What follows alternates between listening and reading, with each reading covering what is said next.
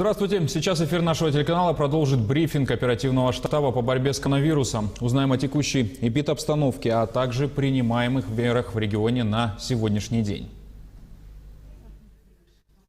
Берите у него, что там сделано. Ну или сегодня после главы. Я слушаю, я тебя не слышу. Он не готов сегодня, да? Все, можно уже?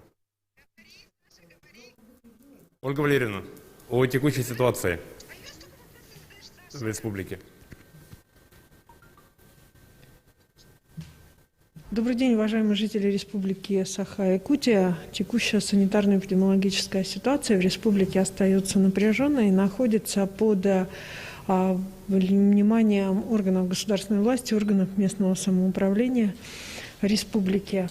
На 14 декабря 2020 года выявлено 202 новых случаев коронавирусной инфекции. В городе Якутске при этом выявлено 90 случаев. Необходимо обратить внимание на осложнившуюся ситуацию в Алданском и Мегино-Кангаласском районе, в которых зарегистрированы случаи, которые связаны с коллективными заражениями в интернате для проживания школьников в Мегино-Кангаласском Улусе и в социальном учреждении в поселке Илмах Алданского района.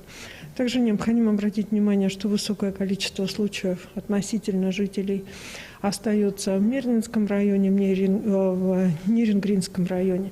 Всего зарегистрированных случаев у нас зарегистрировано в 27 районах республики.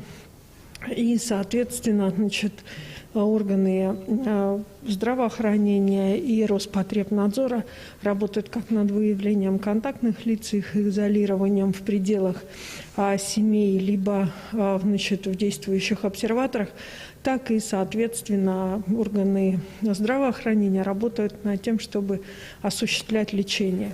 Сегодня непосредственно мы продолжаем работать в пределах наших всех учреждений медицинских организаций, которые у нас есть стационары инфекционные, как в медицинских организациях, так и стационары непосредственно в общежитиях Северо-Восточного федерального университета, в общежитии училища Олимпийского резерва.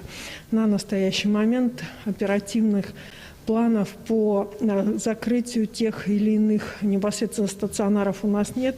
Есть определенные действия по уменьшению количества коек, но тем не менее вот в этом режиме мы будем продолжать работать. За сутки лабораториями республики проведено 2106 исследований на новую коронавирусную инфекцию. Вообще в целом в республике обработано за все это время 825 748 тестов. Как вы знаете, с пятницы мы начали работу по вакцинированию медицинских работников. В полном объеме вакцина размаркирована, и на настоящий момент первые медики, соответственно, проходят соответствующую вакцинацию. Через 21 день эти медики пройдут повторное вторую часть вакцинирования, ну и, соответственно, исходя из тех решений, которые будут приняты на уровне Российской Федерации, мы дальше продолжим вакцинирование медицинских работников, затем социальных работников и далее по тем группам, которые сегодня определяет Министерство здравоохранения России. Спасибо. Это был брифинг регионального оперативного штаба по борьбе с коронавирусом.